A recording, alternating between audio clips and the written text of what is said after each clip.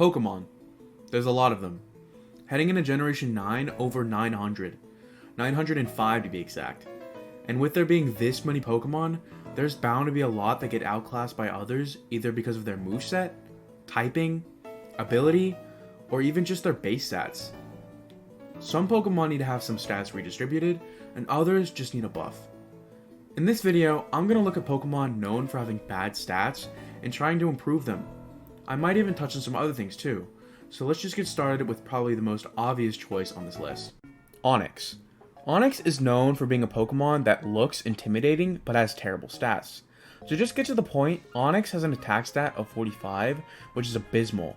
For reference, that's lower than Oddish and Piplup. For a giant rock snake, this makes no sense.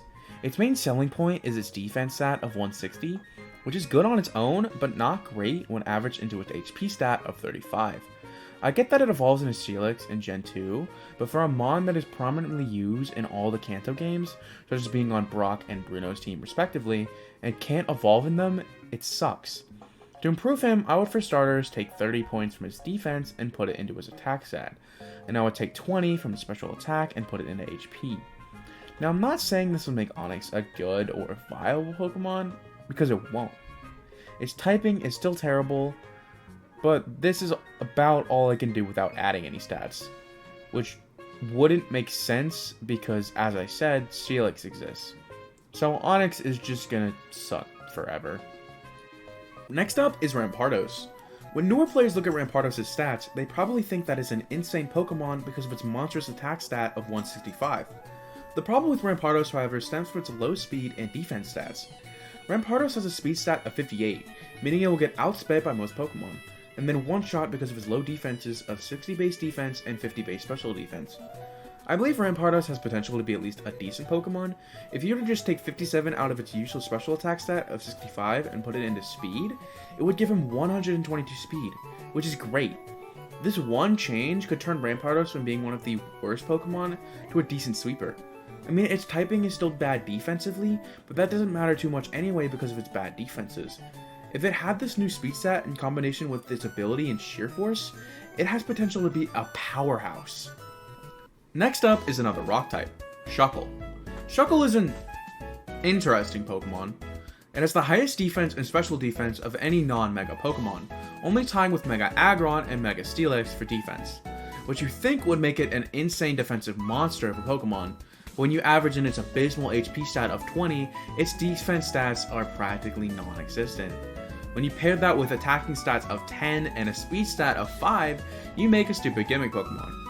To improve him, I would take 30 from both defenses and 5 from both attacks, and put it into HP, giving him an HP stat of 90. This would make Shuckle an actual respectable defensive stall Pokemon, and on top of that, if they gave him Toxic and Strength stat by level up, it would probably be banned, which would be extremely funny to see. Next is another Mon in the rock ground spectrum, Golurk. Golurk has decent stats. It has a great attack stat of 124, but that's about it. Its defenses are good, both being base 80, but it doesn't matter too much because of its bad defensive typing, having 5 weaknesses and 3 resistances, 2 of which being bug and poison, which doesn't matter. It's also way too slow, having a speed stat of 55. Golurk the majority of the time gets outsped in either one-shot, or if it lives, they don't kill their opponent. To improve him, I would take 45 from special attack of 55 and add it to its speed, making it base 100. And because Golurk just looks like a Mon that'd have a base stat total of at least 500 and doesn't, I give him a boost of 20 to both defenses, making them both base 100. With these stats, Golurk could be the strong powerhouse that it looks like. Now leaving the rock ground spectrum, we have Vikavolt. Vikavolt is again a slow Pokemon with base 43 speed that has mediocre defenses, but unlike the others has a colossal special attack stat of 145. This is another clearly non-mix attacker, so it's pretty safe to take 65 from their attack and put it in its speed, making it 108. This simple change would make Vikavolt into a more respectable Pokemon, because currently as it stands, Vikavolt is slower than its pre-evolution Grubbin, which is embarrassing, and we can't have that. Moving on to a bit of an odd one, Ditto. Because of Ditto's ability Imposter, none of its stats actually matter, except for HP. because on Switch In, Ditto copies the stats of its opponent except for HP. So to improve Ditto, put literally everything into HP. So it would have a base HP stat of 283 and base 1 in everything else. Jokes aside, I would realistically take 30 from every stat and put it into HP, giving him a base HP of 198, which sounds like the same thing, but it's not. Ditto is generally considered bad because it has the same stats and moveset as its opponent, but has lower HP and power points. But if Ditto's HP stat was better than its opponent's, it could have a chance. I hope. Next is Politoed, which used to be an amazing Pokemon. Used to be the only non-legendary Pokemon to get Drizzle, which used to make up for its mediocre stats. But ever since the Gen 6 weather nerf and Pelipper getting Drizzle in Gen 7, Politoed fell into obscurity. But if its stats were redistributed, it could be better. Politoed doesn't use its attack stat at all, so if you take 20 from it and put it into defense, another 20 into speed, and another 20 into special attack, this change would probably bring Politoed back into the limelight. Too bad it will never happen. Next is Araquanid, which is a very weird Pokemon in terms of stats. It has an insane special defense of 132 and a good defense of 92, but that's about it. Araquanid has a mediocre attack stat of 70 and an HP stat of 68, which is pretty bad, and is extremely slow with a speed stat of 42. To improve Araquanid, I wouldn't try to make it fast like a lot of the others in this video. I'm going to try to make them bulkier because of its ability Water Bubble having the damage of Fire-type moves. I would take 40 from their special attack and put it into their HP. I'd also take 10 from their speed and put it into their defense, ending up with an HP stat of 108, defense stat of 102, along with a special defense of 132. This would make Araquanid a much better Pokemon. At least, I think so anyway. Next is definitely a Pokemon, Wobbuffet. Wobbuffet is a gimmick Pokemon that does its job well, but I think it'd be funny if it could do it better.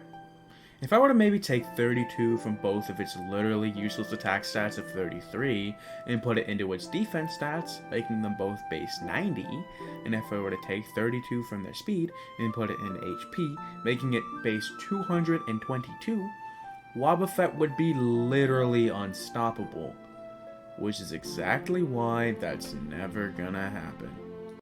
When you think of a Pokemon like Arceus with a stat spread like this, having 120 in every stat sounds amazing.